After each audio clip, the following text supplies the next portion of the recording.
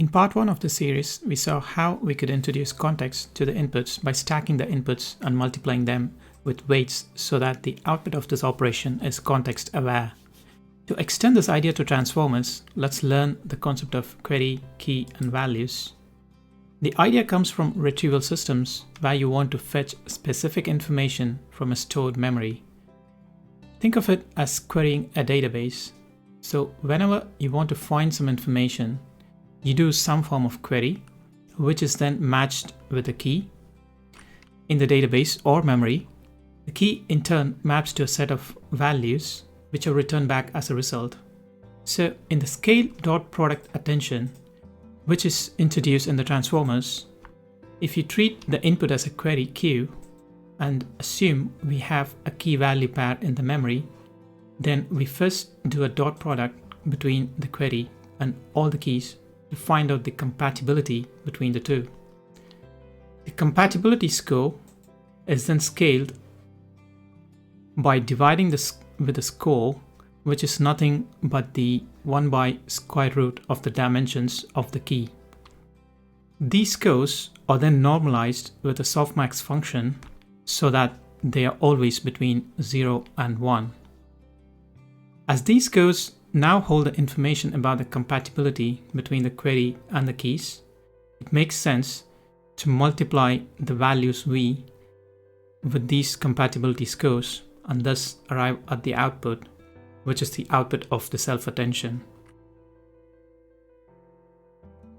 There is a small caveat to the self-attention we just saw, which is that it cannot yet learn anything from the data it sees because it doesn't have any parameters.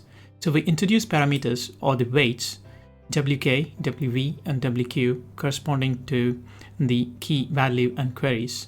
So to make this learnable, we use a simple linear hidden layer neural network which is parameterized with these weights and pass the query, key, and values through this tiny neural network, and thus we learn how these key, query, and value evolve as it sees more and more data. These two are the figures from the Transformers paper. If you look at the one on your left, it's the self-attention module that we just saw. The inputs are query, key, and values. We compute the compatibility between Q and K with matrix multiplications and then scale the result using the dimensions of K, which can then be optionally masked. I will talk about masking in the next section. For now, the scaled outputs are normalized using this softmax function to be between 0 and 1. The scores are imposed upon the values once again with the simple matrix multiplication. What we have seen so far is just a single attention head. However, practically, to get good results, we need multi-head attention. So we scale the attention module by increasing the number of heads. Because each head needs to process the same inputs, query, key, and value, we split the Q, K, V and pass each split into each of the attention modules parallelly. Finally, because we have split it, we concatenate the outputs of each of the heads into a single output and also introduce a linear layer neural network with weights to learn the concatenation itself. Let's move on to the use of attention in transformers. So the multi-headed attention is used in 3 places in 3 different ways in the transformer architecture. The first is the encoder-decoder attention. In this, the key and values come from the encoder and the query comes from the decoder. The next place where the attention is used is within the encoder itself and goes with the name encoder self-attention. Here, the same input is split into 3, namely query, key, and value, and we then have a sequence of encoder layers. The output of the first encoder splits into 3 and goes as query, key, and value for the second one, and it goes on and on. And the last place where the attention is used is in the decoder. But here is where the optional masking comes into play.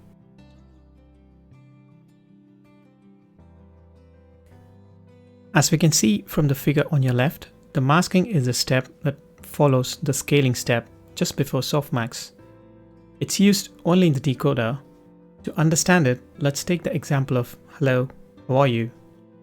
In a sequence prediction problem, where the moment you type in hello, the system proposes how, and when you type how, the system proposes are, and so on and so forth.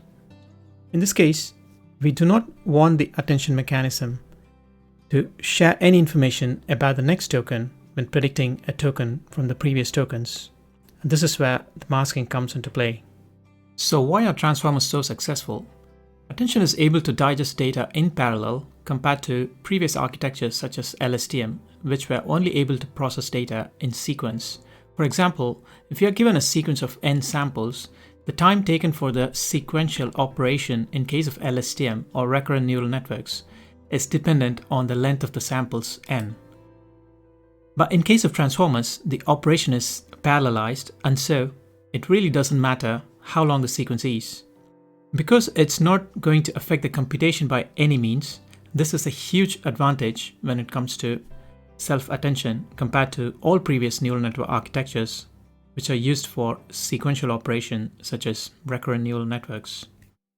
Again, the RNNs or LSTMs were very difficult to train for long-range dependencies, and the path length between the input and the output to learn long-range dependencies is very long, so the complexity is high for learning long-range dependencies.